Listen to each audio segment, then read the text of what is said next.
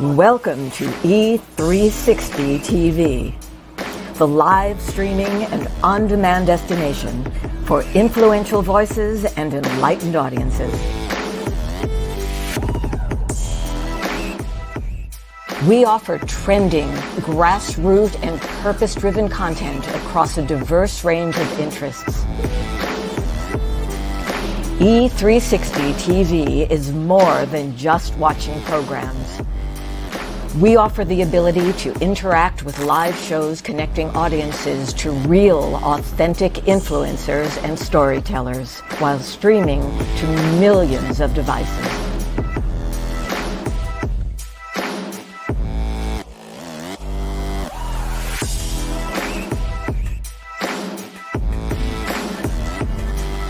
Real experiences. Raw conversation. One destination for it all. E360 TV.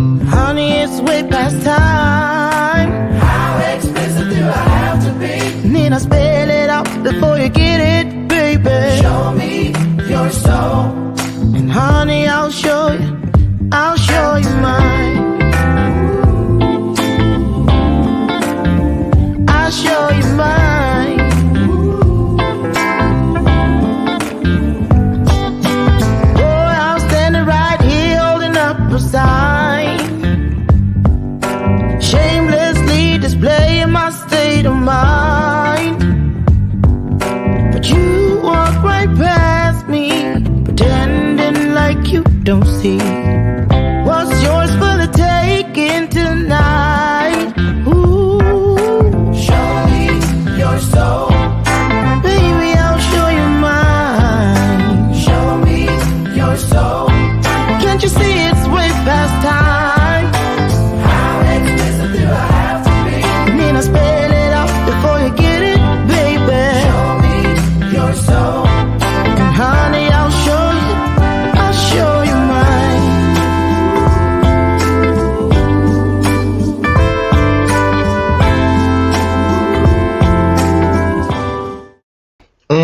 Good morning, good morning, good morning, beautiful people. How are you? Welcome to today's installment of Bathrobe Moments. It's Monday, the 26th day of July. We're almost through it, you guys. Let's see. January, February, March, April, May, June. So we are almost done with the first month of Q3. That means we're over the halfway point. Just ask yourself right now, are you in alignment with your goals for this year? If not, you still have time. So get on it. Let's get it done, right? Can I get an amen? Where's my, okay, here it is. There it is, the brand new Bell of Purpose. We are trying to get it done, you guys, right? Been a rough year for so many, but it's getting a little bit better, wouldn't you say? So I want to know. Thank you, Whitney. Thank you. How are you? as far as being on point. Let's talk about that for a second. Put in the goals. If you think you're 50% there, you're right on point, 100%, zero, haven't even gotten started, which is okay. You still have time. Let's talk about it. Put it in the comments. We'll get back to that. Welcome back to the work week. How was your weekend? What'd you do? It was hot, hot, hot. Hot time in the city here in Chicago. I know at one point Saturday I was in the car and it said 101 degrees. So that's pretty hot for the Windy City. What was it like in your neck of the woods? And what'd you do? What'd you do? My husband Brian was in Florida with his bestie Patrick and his family, doing some catch-up time. You know, a lot of people didn't get to see each other the last year or so. So a lot of traveling going on. So I just hung out, did some stuff I want to show you. Oh, big day for me, Friday, you guys. Thank you for all of your support. Got so many emails and messages and things like that about the release of the Shift magazine cover. We're so excited about that. Thank you to Dr. Robert Garcia and the Shift Life Design team.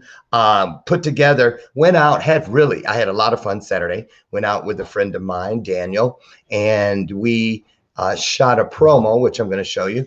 Well, thank you, just a gratitude promo for the Shift team for all that they did. And I want to share that with you now, just to let you know as we kick off today and this week, as we move our way through the month of July, that it's never too late. All you have to do is dream. If you breathe it, then you live it, then you will be it. It's the truth. It's the truth. So here is my thank you to Shift Magazine. Going to play this all month and next month. As long as I'm on the cover, I'm going to play it. So here you go. This is my gratitude video for Shift Magazine.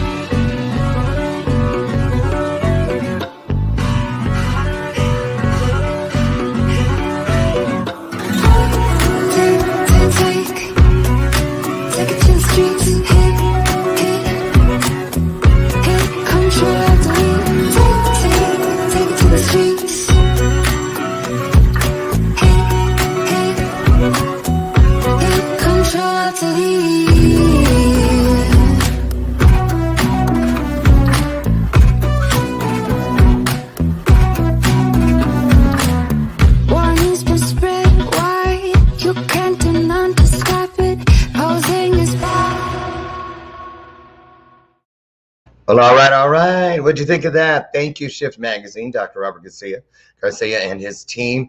Boy, and that was all shot with a drone. So even standing there holding the papers, the drone was, it sounds like a giant mosquito right in front of your face. It was a little bit intimidating, but it was fun nonetheless. And, you know, you got to be a pilot, a drone pilot. Did you know that? To do that, yeah, it was fun. I had a great time. And again, they did their thing. Yes, they did, Shift Magazine, and kudos, hats off. Thank you. Lots of love to Virginia Rose Fine Art of Washington, D.C., Virginia. We went there in May and did the photo shoot for this cover. And you all know Virginia. She's been on the show during Celebrity Week last year. Celebrity photographer Virginia Rose. Reach out to her at Virginia Rose Fine Arts. And also the team at Shift Magazine. I just can't say enough to them, about them rather. They are just, it's just been a pleasure, a true joy from start to finish. So I just want to throw this up. I'm going to let this run down here for a little bit. If you want to get in touch, or if you'd like to read the entire article, I think I have about 8 pages in there. They did an entire page on the Power of We Symposium, my give back piece. They did an entire page on Bathrobe Moments, which is all of you, and a lot of other stuff. Some things you know, some you might be surprised to find out. So check out the entire story, won't you please? ShiftLifeDesign.com. So who do we have here today? Now I was racking my brain, which takes about that long because it's, you know, it's kind of dried out up there. I'm kidding. 59. I'm getting used to it. Not even a month into 59 yet.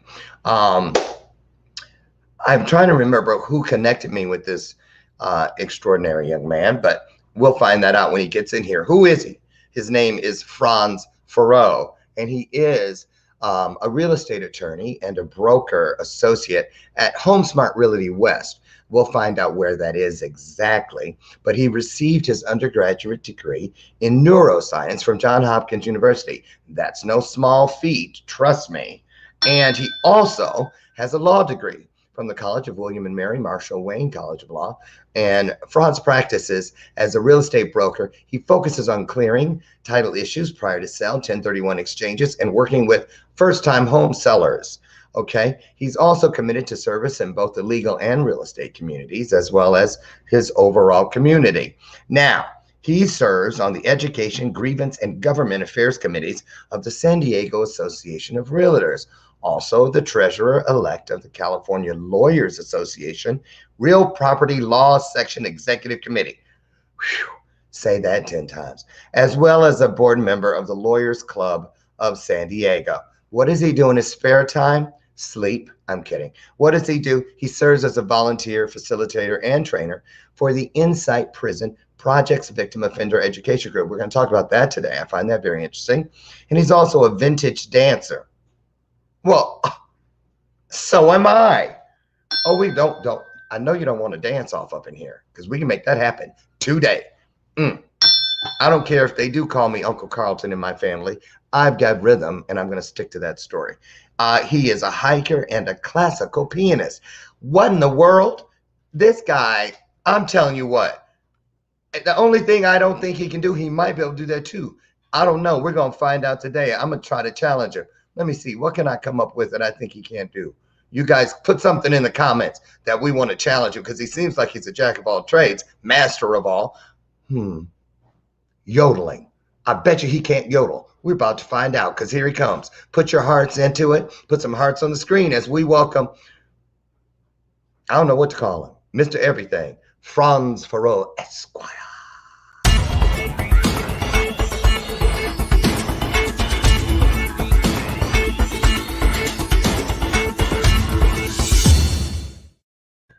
Lori Whitney said he can't have a baby. Now, Franz, you know you're a pro. Why are you sitting up here and go be muted? There. I know one thing you can't do is find a clear camera. He had about 8 cameras, you guys. I thought you looked clear down in the green room. You're clear as a bell. Now you look better. There you go. Maybe it's because your head is the same size as that house back there. Is your head really that big? No, my dog's head is that big. Mine is not, unfortunately. Oh, so what kind of dog you have? He's a lab mix, a Pitador, Pitbull lab mix, and his head is, I don't know, it's giant. It's bigger than mine. How much does he weigh? Like 75, 80 pounds. He's like he's big. No, that's a third grader. Exactly. Gotta have a job if he gonna live in my house being that big. I'm about to tell my 2 cats, Lucy and Ethel, who look like the cat version of Nell Carter, God rest her soul. Give me a break, cause I sure need one. Remember her? You're probably too young. You don't remember Nell Carter. I don't remember Nell Carter. I think, no, remembering her would require that I actually know who she was in the first place. So she was on that show, Give Me a Break. Ah, okay. You don't remember. Quit playing. Franz. No, I do remember Give Me a Break. But you do? Okay. I do. Yeah, I've heard of the show. Franz, the first thing I want to ask you, well, say hello to everybody. Where are you in the world? Say hello. You say hello. Tell them where you're at in the world. We're going to get started with this show. Hello. Oh, hi, everyone. I am in San Diego. I'd say sunny San Diego, but it is raining today. It's sunny in Chicago. Exactly. It is like the first time it has rained in you guys I don't are probably know, months. excited about that, no? Yes. Yeah. Water is apparently, I hear that water is a good thing for some reason. It's free too. You ain't been in, you ever heard of a shower? Yeah, no, it's not free. California teaches us that water is not free. Oh yeah, because they don't want y'all wasting it. Exactly. Well, I'm just so happy that you're here. A lot of influencers in the San Diego area. It's kind of like the Mecca here in the United States. It's where I remember Was it San Diego?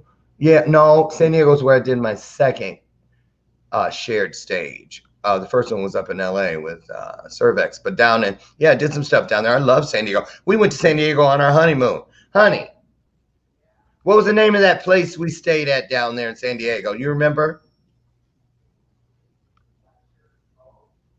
Pleasure Cove.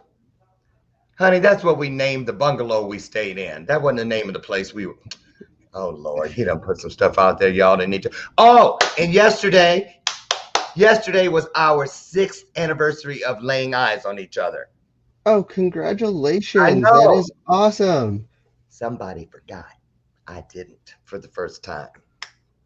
Well, I kind of forgot, but thank God for Facebook and those memories, because when they popped up, he was still sleeping. I got up and went and got all the stuff and played it off. So sure did. I admitted it later. But anyway, love San Diego. So FRANTZ, just incredible. Is there anything you can't do? Now you go and you get this hard-ass degree from a hard-ass university. Then you go and get another hard-ass degree from another hard-ass university. And then you do something that has nothing to do with either one of them. What is that, and what were your parents thinking? My parents are still kind of trying to wrap their heads around my life. I bet they are. All that money and time, they're like, that boy don't know what he want to do. But Yeah. they probably know, like I do already, whatever you do, you're going to do it to your best ability, right or wrong? That is very true. Yeah, I think it's actually kind of a logical progression. So I always say that being a lawyer is essentially neuroscience in action. So I know how to deal with the crazies that I encounter when I'm a lawyer. And then obviously being a real estate broker, I don't know. I would personally never buy a house without an attorney involved. I mean, personally, Why do you say that? Well, because, contracts actually matter. People think that they're like nice words and they're written and, people are checking boxes. But the reality is when boxes are checked or not checked, then a lawyer is going to look at them and be like, hey, the fact that this box isn't checked means you lose $50,000. So, if you've got $50,000 to burn, don't use a lawyer. If you want your $50,000, then hire a broker who's also a lawyer. Are there many of those? There are more of them. I think one of the things is that real estate has traditionally been kind of a sales job, and lawyers are kind of traditionally the opposite of salespeople in many ways. But I think a lot of people who are attorneys and licensed as attorneys are starting to see the value of going into spaces where they can help people outside of the legal profession. Now, FRANTZ, do you ever, and you guys, the T is silent. See, I know that because I speak French. Is it French? Well, I also speak French, but yes, it is a French name. Oh, you do? You speak French? Yes. I totally grew up speaking French. You did? I did, yeah. Je m'appelle Laurent. Je m'appelle FRANTZ. Comment ça va? Oui. Okay, I'm done. That's the extent of my fluency. So, but FRANTZ, I can tell just by listening to you, you're like highly functioning, high intelligence, and just groovy, smooth. I mean, if you were back in the 70s, people would look at you and go, "Can you dig it?" Yeah.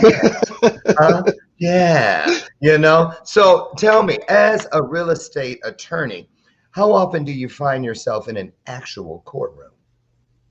Never. I'm not a litigator. I don't litigate. When people want to fight, I refer them to friends of mine who have much bigger boxing gloves than I do. So you tell them, like Michael told Paul McCartney in that song, "I'm a lover, not a fighter." Sort of. I don't know if I don't know what kind of lover I would be as a transactional attorney, but I'm more of a lover. I know you are, because you don't seem like I ain't got time for all that toxicity and stuff and whatnot. I can tell. So, when I was trying to wrap my mind around what you do without Googling it, I thought, well, let me guess and see how close I can come. And I thought what you might do is when people like contest wills, property, wait, what about somebody's building something and ooh, they over the line. What you doing over on my property? Let's do a meets and bounds. This and I didn't think I knew that word, that term. I used to be, believe it or not, an escrow agent at a title company. So yeah, I used to sit up, oh Lord, oh, you know what I mean? Ugh. And I'm not a numbers person. So, I was like, what? Ooh, just print it. Hopefully they'll just sign the check and go. So anyway, I did that for a couple of years. Hated it. What do you find yourself doing for your clients primarily? One of the things that I do for my clients, both as a broker and an attorney, is I'll clear title issues. So, title is this really complicated thing that you are aware of because you were an escrow officer, but essentially title is you make sure that you own the house. And unlike, if you buy a car, you actually, own the car and you have the keys and you can unlock it. Property is different, right? You have like a deed and documents that say you actually own this. And sometimes the documents get either messed up or not filed properly. And so then you have yourself a major problem because you might think you own something, but you don't actually own the thing. Okay. And so I help people figure out whether they actually own the thing. And if they don't own the thing, then how to own it, how to fix it so that they do own it. So give us an example, if you could. Take us back to, in your opinion, your most interesting case. Of course, we will change the names to protect the innocent and that dirty dog and the dirty dogs that tried to steal the property. So anyway, I'm guessing what it's about. Tell us a little bit about what the most exciting case you've ever had that people would go, what? Well, so I had one. I'm trying to think of my most exciting was a case that involved somebody who owned a property, and they ended up giving it to 5 other people. So they owned the property, they gave it to 5 other people in their will, and then the judge gave a probate order saying, okay, all these 5 people own the property. Well, as it turns out, those 5 people, some of them died, some of them had children, some of them moved out of state and died. And so then one of those 5 people wanted to sell the property, and the title company was like, you can't sell this property. You don't actually own this property. There's 4 more people. Some of them have died. Some of them have estates. And so you need to clear up this title issue. By the way, his real estate agent did not do a title search before the property was sold. So what ended up happening was that he had a buyer who was, I think it was like an all cash, full price buyer or something. And the buyer was like, I'm the best guy. Exactly, the best kind of buyer. And then they were like, nope, we can't insure this title, so you're going to have to fix that. So he lost the buyer. And then, I think it was 6 or 8 months later, and 6 to 8 months later, and 4 attorneys later. So I was the attorney, and then I was managing all of these other attorneys because there were people out of state and other places and different parties, and they all needed their lawyers. So I managed all of these people, and they cleared up the title so that he could sell it. But yeah, without. So how did that end up? He had to buy it from those other 4 people? Or sell it and give them their share? Well, he was going to sell it and give them their share. So that wasn't really the issue. The issue was actually being able to give it to the new person. So essentially what ended up happening was we found all of the people, we, quieted the title. Quieting title basically means you're telling people I don't have an interest in this, or that person doesn't have an interest in it. So we quieted the title. I am not sure what fell. Something fell. I was going to say something ain't quiet in that room. I'm just playing. Yeah, exactly. If I had a cat, I would at least have an excuse. Like they knocked it over the edge. And we know it's not that 80-pound dog. No, it's not. He did Because you would not have jump been off. knocked over. Yeah. But anyways, we quieted the title.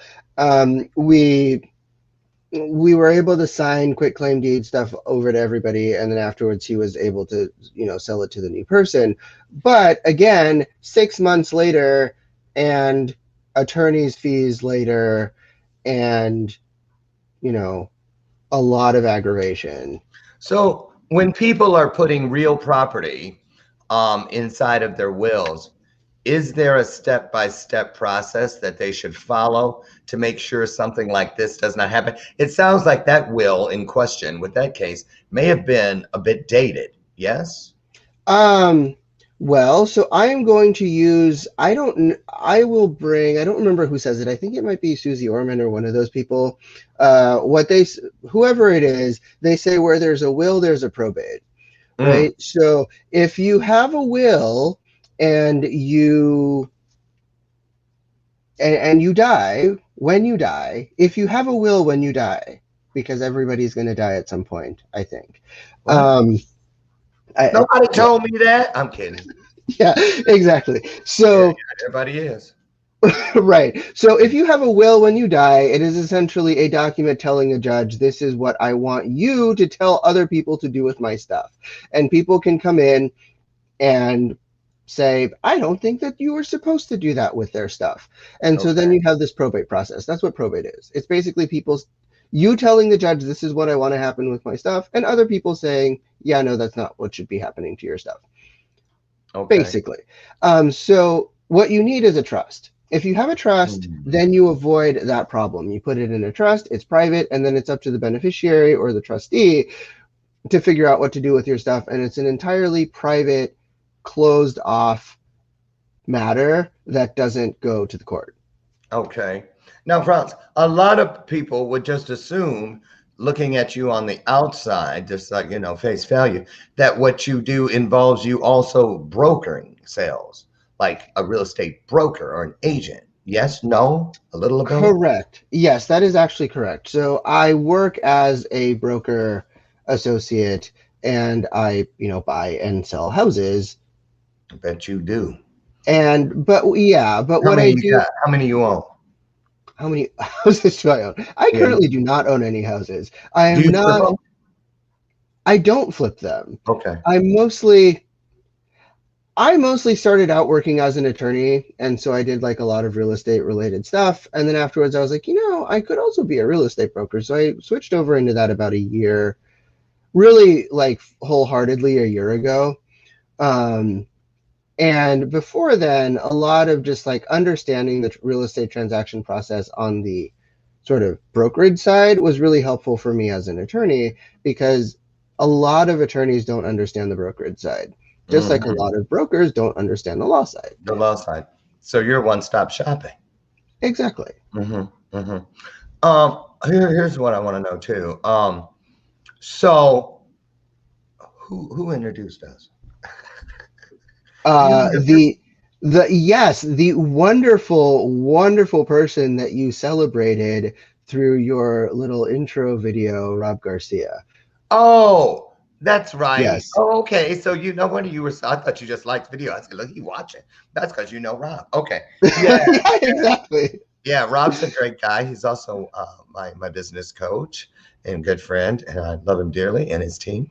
So, okay, now it makes even more sense why you're so great and you're here. Now Robert Garcia usually knows people that introduces me to people who are veterans or in the military community. Do you have any connections to that, or how'd you meet Rob? Other than living in San Diego, which actually has a lot of veterans and right? Pretty active veteran community. I am personally not a veteran. What I will say though is that I have a lot of my sort of history is kind of around veterans. So I've helped, veterans, buy and sell houses. And funny story, my very, very, very first, when I first graduated from law school and became a lawyer, and I got like a shiny new bar card, and they were like, you can go out into the world and do as much damage as you want. One of the first places that I went was I I was a volunteer attorney for the Service Members Relief Act, which is what I'm sure you know what it is. But when service members if service members have some sort of legal action against them, and they are deployed, there is the Service Members Relief Act, I think is what it's called. And what it does is it allows an attorney to go in on their behalf and basically say, look, this person is deployed, this person is active duty, so you can't sue them. And so it has something to do with because that was one of the So that was one of the very first things that I did, was help veterans not get sued while they were overseas. Nice. Tell us a little bit about your backstory. Where did you grow up? Tell us about if you feel comfortable with it. What did your parents do? I'm just so interested because you're so smart. You sound and feel like one of those only children, but I don't know. Are you? I am one of those only children. I knew it. I knew it. I knew it. I knew it. See, told y'all I was an empath. Either or a lucky guesser. You can choose. So are your parents? Is one of them a teacher? No, my grandmother was a teacher, actually. I knew there was one in there. See, Mystic, Manhattan Mystic, get out of the way, girl. I'm coming for you. So yes, I'm making you right. No, my mom is actually a pediatrician. She's a doctor, and now she works in the emergency room. So she's kind of like an ER doctor, taking care of very sick. Oh, so you Theo children. You're Theo Huxtable. I guess. I mean, kind of. So what's your dad, a lawyer? No, he's not a lawyer. He was in business. Business. Yeah. So, okay, so you're an only child. You grew up in a home where education was paramount, but you also have this thing that you can't learn in school. It's not in a book. It's about being of service. When I read through the things that you do, it's like, just like you're spreading butter on so many things that you wouldn't think a person like you would be interested in. For instance, in your bio, the thing with the prisoners reform thing. Talk about that if you could. How'd you get into that? What was the thing that made you bite that piece of the apple off? That's kind of a very long story, but the long and short of it is I really wanted to be a mediator and do sort of service work, and also bring in my sort of neuroscience degree into something, because lawyer doesn't do a whole lot of neuroscience. What do people with neuroscience degrees traditionally end up doing? They become doctors. They do like computational neuroscience. They teach us how to work with something that I'm not going to say out loud because it's going to start talking right now, or Amazon and the thing that talks and you can ask it to do things. Oh yeah. Yeah, I know. We got those around here. She's about to end in a garage sale or get her cords cut off, because you used to have to say her name. Now she just start talking whenever she's good and ready. Exactly. She'd be like, "Where you going?" I was like, "Get you some business. Stay out of mine." And then all of a sudden the TV go off, and she's exactly. So do you want to retract that statement? I'll turn the TV back on. I'm scared of her. So anyway, go ahead. Yeah, no, but they'll do like programming for like that specific device that we're not naming because it's going to start talking in either of our houses right now. Mm-hmm. So they'll do that. Some people in neuroscience, they also do like sort of like user UX design, like user experience design. So they'll basically, if you look at a website or something like that, like a really high-end website, like you look at Best Buy's website or certain other websites, you'll see that they're like designed, well, Best Buy is maybe not the best example, but like certain websites, certain really high-end websites, they're really designed to get you to do specific things. And so neuroscientists are essentially involved in creating the user experience to get you to click where you need to click. Oh, so you know how to do that. I don't know how to do that, but neuroscientists know how to do that. So, FRANTZ, when you were deciding which road you truly wanted to stay on, for now, because you can change anytime you want to, we all can. What'd you do? What was the process like about deciding where you were really going to sit it down? Did you put them all in a fishbowl and just reach in and pulled one out? What was it that made you say, you know what? I know I can be of service right here, and I can affect more lives than not by doing this. And I know that that matters to you. And then use that to segue into what is it that you feel is your passion for being of service to people? I think this specific question, I think, is best answered by a story. Does that Yeah, mean I can so duck out and let you have the screen for a minute? You're going to tell a story? yes. Well, if I, you want to, you can. I love But a then you story. miss That'll out on give the me a chance to eat story. my Morningstar Farm sausage. Great. I'll be back. I can tell when you're wrapping up. Go ahead. Tell us about it. Great. No, so one of the things that I did do was I briefly went to med school when I thought that I wanted to be a doctor. And I remember my very first semester, I was sitting in this class and it was like a medical ethics class. And we were talking about, you know, what should a doctor do, or what should we as doctors do in this situation where a guy was maybe in his like early 40s, he had just gotten married, and he had high blood pressure, and he was supposed to like take this medication that would, oh, shall we say, affect his ability to have a complete and full relationship with his wife. And so they said, Sex. yeah, exactly. Sex. Thank you. I didn't have to say it. And so, anyways, there was this whole debate about like, do we tell him about what this side effect of this medication is? And, what do we do with this information? And how do we as doctors like disclose this information? And we have to like, let this guy, lower his blood pressure by prescribing this medication. And that was like what everybody's attitude was. And my attitude was like, it's this guy's decision, right? If he wants to have high blood pressure and enjoy his marriage and, the way that he feels like he should, I think that he gets to do that. And if he wants to not have high blood pressure and, have those marital issues, then he gets to do that.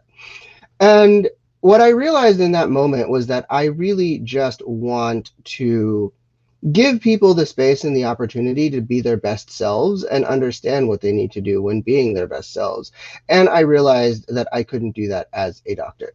So that's kind of where I pivoted to become a lawyer, because I really realized that what I want is not to dictate and tell people what to do. I actually want to give people the opportunity to be their best selves. And that is where the service comes in. It's sort of this ability, particularly the prison work. The people that I've worked with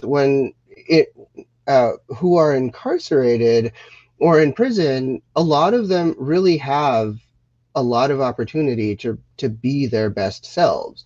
And in doing that, I also learned how to help my real estate clients be their best selves, and also my legal clients be their best selves.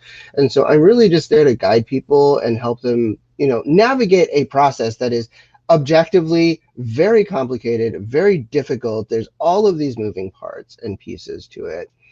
I'm there to help them navigate it, and at the end of the day, I'm also there to give them room to make the decision that works best for them. And that I really can tie back to that one experience when I was sitting in that class about the guy who wanted to have sex with his wife and might not be able to because of this medication. And are we sort of these top-down people who dictate it, or does he have agency in deciding what he wants to do? So it kind of sounds like it had a lot to do with your setting the bar, or the boundaries, if you will, for working within integrity. Exactly. Interesting. Have you ever met a doctor who is a lawyer, or a lawyer who is also a doctor? I have. So the funny thing is, most doctors, if they become lawyers, they're not doctors anymore. Right. And I met somebody who did that. I was like, Right. what? That's a lot I of mean, once you learn what the liabilities are of being a doctor, when you're a lawyer, you're like, I did what and how, when, why? Mm. We're going to take a short break, just a short break. And when we come back, I want to, is it okay if we talk about, I want you to put a face on this work you do with prisons. I have a personal um, um, connection, why that's important, and do some stuff within that realm myself. So I want to hear more about it. And because that's a place where a lot of people can help and be of service. It's not like it used to be where it was like, the only thing people knew about prison was to watch an episode of, Billy Jack the movie or something, or Shawshank Right, Redemption. right. Nowadays, with the opium epidemic and even earlier, the 80s and 90s through the crack epidemic, a lot of families were touched by this. And there's some things going on in a lot of states that just really aren't fair, especially wherein it pertains to people, men in general, of color. And we're going to talk about that when we come back, if you're okay with that. And you guys, Absolutely. okay, great. We'll be back in just 1 minute. Don't go away. Right now, I'm going to give you a chance to put something in your calendar. There's a great show on our network, E360 TV. You guys know I have this show here, but I'm also an executive producer. So every now and then, I want to bring something to your attention that you just might not want to miss. This is one of them. We'll be right back. Please don't go away.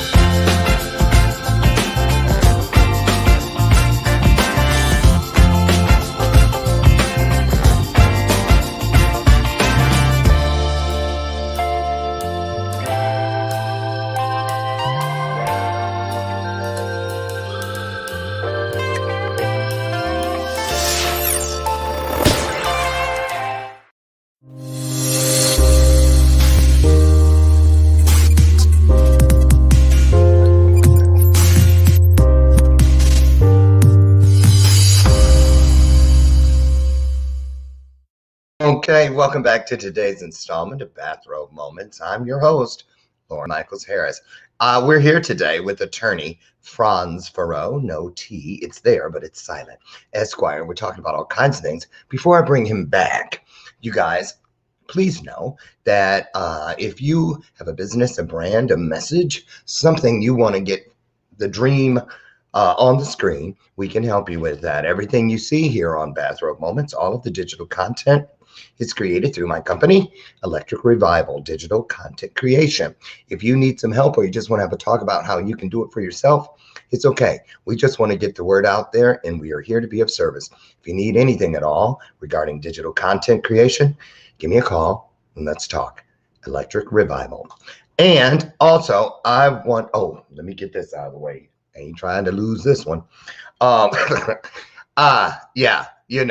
COVID 36 is what I was dealing with. 36 of them. Count them. Right. I had half on this side, and some unspeakables right here in the middle. I didn't count those, right? Because I was in denial. No longer, because I stopped reaching for the Diet Coke. I stopped reaching for anything other than water when it comes to getting something good in my body in a liquid form. And now I reach for this. V8, 60 calories per can, 2 full servings of vegetables, and 100% vegetable juice. Don't do like I used to do, drinking up all that sugar and fructose and all that stuff, and then later go, oops, I could have had a V8. Now I do that first, just pop the top. You can find V8 in your juicer, in your juice aisle of your local grocer. See, 59. That was not a senior moment. Senior moment be gone. I ain't scared of you. Right. Okay, here he comes. FRANTZ, so tell us more about what's the name of it again, the prison thing you work with? It is the Insight Prison Project. The other thing that I will have to say, though, before we go on that, is the FemTalk promo that you had really ties to my work in Lawyers Club, which is actually a feminist bar association. And, you know, yeah, no, it's a feminist bar association. You know, their mission is to advance the status of women in law and society. I'm actually their only male board member at the moment. Okay. And just want to say that show, FemTalk, is definitely in alignment with Lawyers Club's mission. So, oh, we ought to hook some of your people in there up with these girls. Yeah. Tracy Randolph, that's she's the head person of that show, and she actually coaches with me. Love her. She's a CPA, and these women are about just that. And I mean it. They get down. They're like the View and a whole bunch of other stuff all wrapped up in one. I'm gonna hook you guys up. I love that. Yes. Thank you for saying that, FRANTZ. Yes. So how hands-on are you in this prison project? Paperwork. I mean, do you actually ever go in? How I went. You get to the nitty-gritty? I went in like every week for 5 years. Every week since 2015, until COVID, because COVID screwed up everybody's life. But we have something in common there. I went in about every 8 to 9 months for about 7 years. Yeah, but I wasn't visiting. I had a room there. Oh, well. Well, I'm just saying that, I told you I had a connection. Absolutely. Yeah. Absolutely. That's why I always, that's what was making me go, this is interesting, because, there's so many people inside of that situation that never deserved to be there. I was a young person, didn't know any better. And that happened to me. No history, nothing, for a $90 check that bounced. And that's the way it get called. Well, it's best for you to just go ahead and plead guilty. And then, and once they got you, it's like a roach hotel. It's easy checking in, but it's hell checking out. You know what I'm saying? But I learned a lot. And there are no mistakes, a few missteps, but never a mistake. Everything we live is so that we can be of service to people later. Can I get an amen? Please, somebody. There you go. I'll give you an amen. How long you've been doing it, and what is it that feeds your spirit from doing it? Because again, you're that guy who could do pretty much anything. And I love the fact that you choose these things that make people go, I wonder what he doing there. Why he doing that for? So tell people, why is this important to you? Without going too much into my own personal story, sure. I think,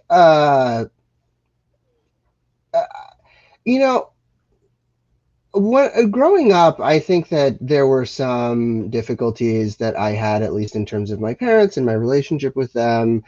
And one of the things that really drove me to become the person that I am, it wasn't sort of this desire to, be successful and be so great and be awesome, which a lot of people think it was. My real motivation was, I want to leave this situation. I don't want to be here.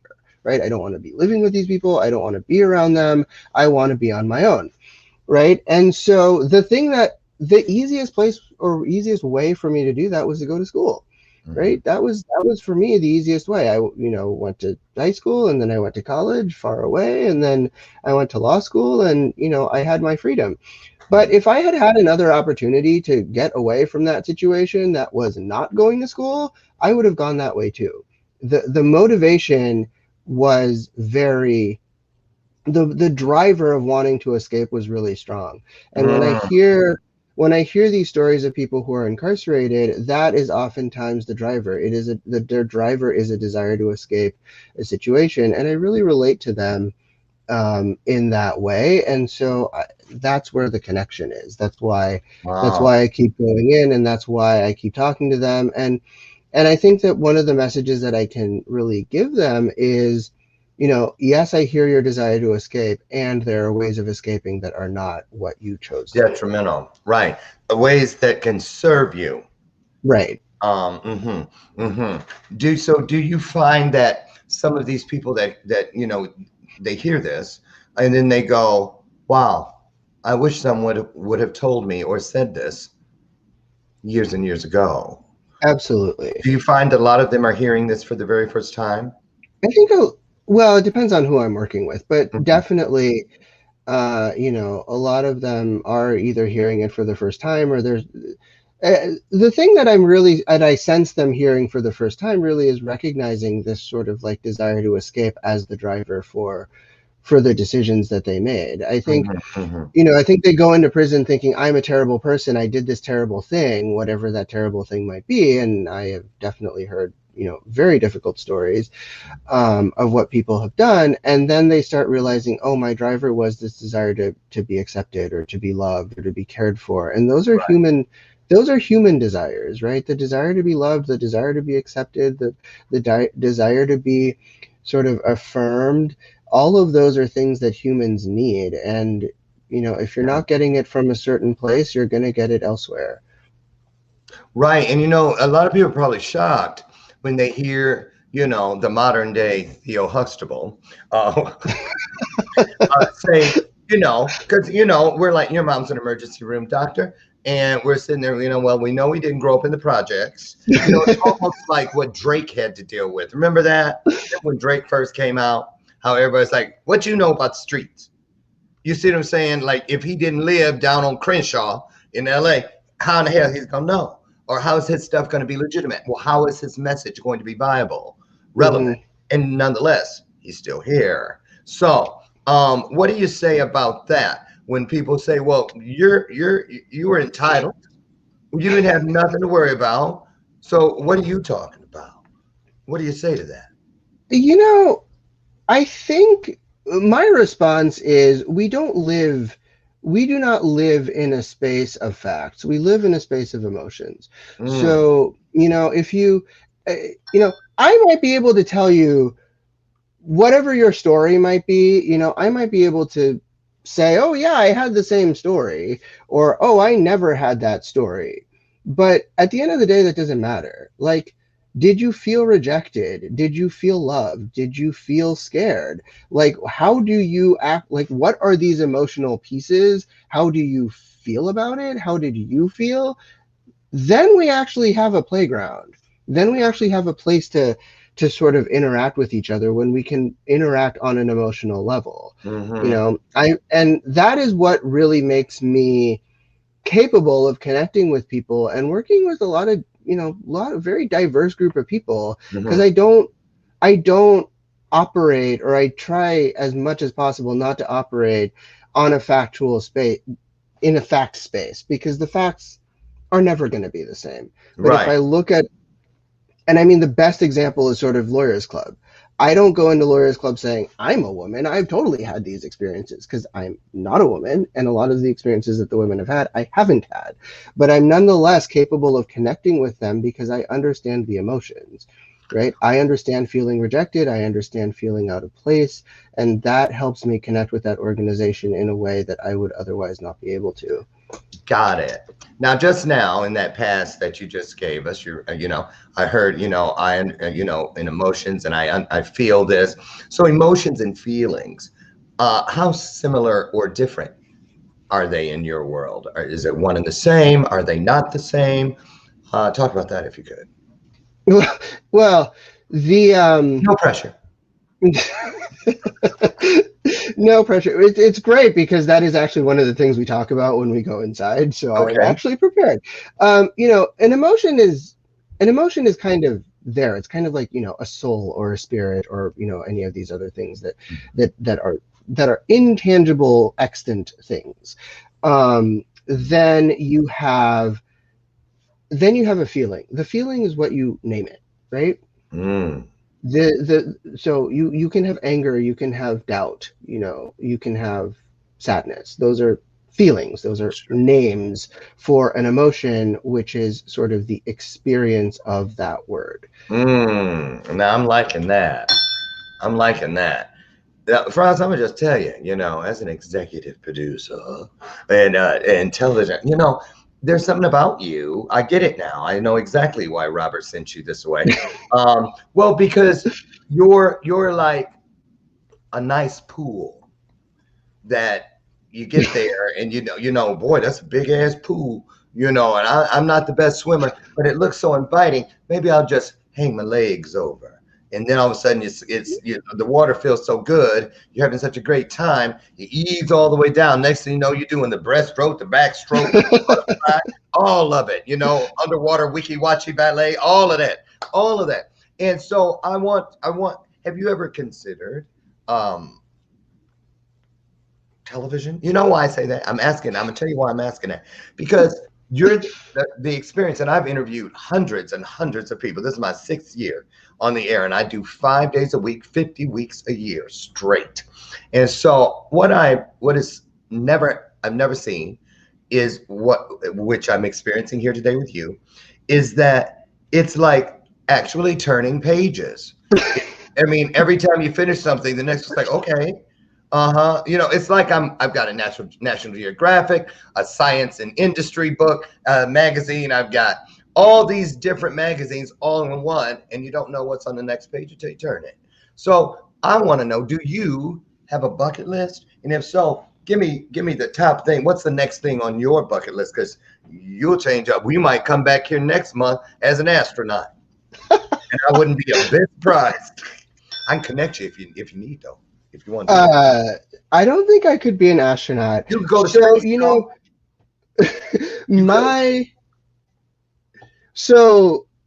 this is obviously going to change at different points, but currently one of the things on my bucket list is seeing the Northern Lights. I would really like to see the Northern Lights. And I would also like to go on an overnight hike. Like most of my hikes are day hikes or whatever. I'd like to go hiking up a mountain and then sleep and wake up and see the sunrise. By yourself? No, with my partner. Hey, don't do that. Yeah, no. Huh? I said no with my partner. You wake up and you go, let me put my shoe where my feet, and they're bare sitting in the corner. Right here, right. So I'm scared of nighttime stuff. I would I'll go to a campground, but I ain't going. So that's an easy one, I would think, right? That one's easy. The Northern Lights, I think that would just kind of be. That's also not that hard, but I'm so embarrassed to admit this. I'm aware of the Northern Lights, but where are they again? Is that Alaska? Well, yeah, it's Alaska. I think you can also see them in Canada, just Public. kind of in the north. Public school. You're lucky I didn't say Kansas. So I'm just saying, lucky guess. Okay, so why the Northern Lights? Two reasons. One, because they're beautiful. Yeah. And two, because I have heard from people who have seen them that they're not just lights; they also make sound. And I really think that there would just be this sort of surreal experience of hearing the sound and seeing the lights of that experience. I love it. I'll just look down at the clock. I can't believe we have 2 minutes left. But I got one last question for you, and I'm going to start throwing Franz's connectors up while he's answering you guys. Lock them down, load them, and make your way to continue this dialogue with this intriguing young man, FRANTZ FARREAU. Franz, your Jerry Springer final thought is now upon us, and here it is.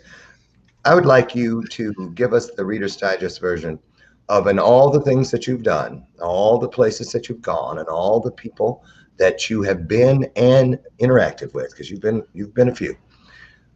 Which stands out to you as your most beautiful experience in this life so far? That is a really good question. No. So yeah. So the experience that really stands out to me is my partner and I took a trip up to Seattle. We rode the train from San Diego up to Seattle. It was absolutely glorious. I recommend anybody take the train. Not a plug for Amtrak. I don't really care, but Amtrak. And we went up to Seattle and we went on this hike. and it was basically the full day.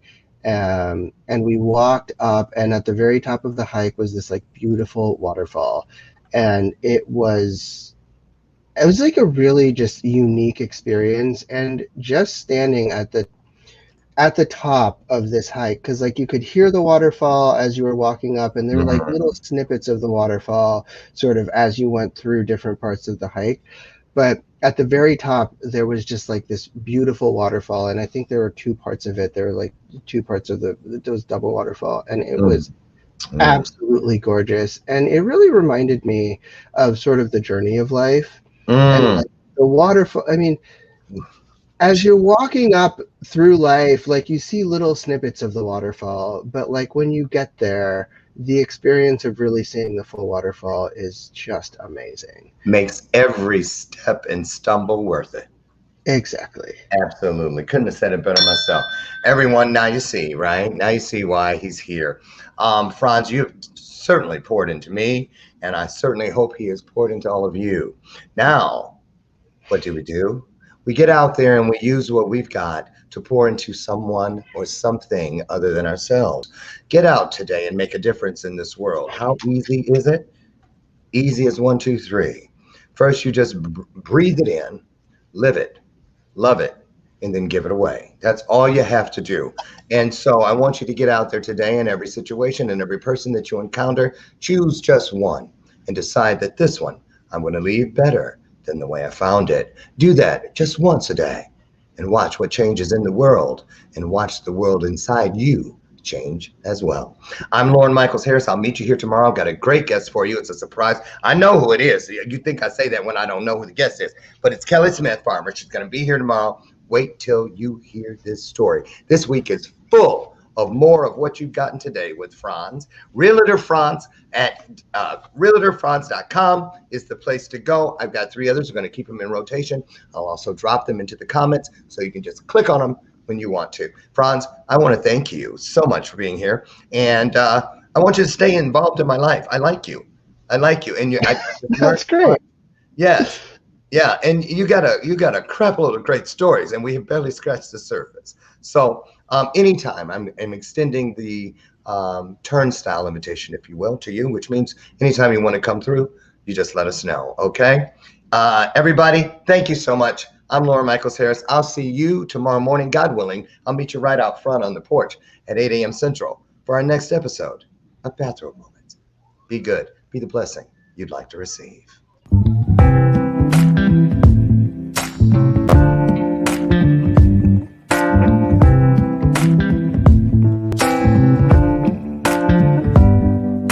Show me your soul.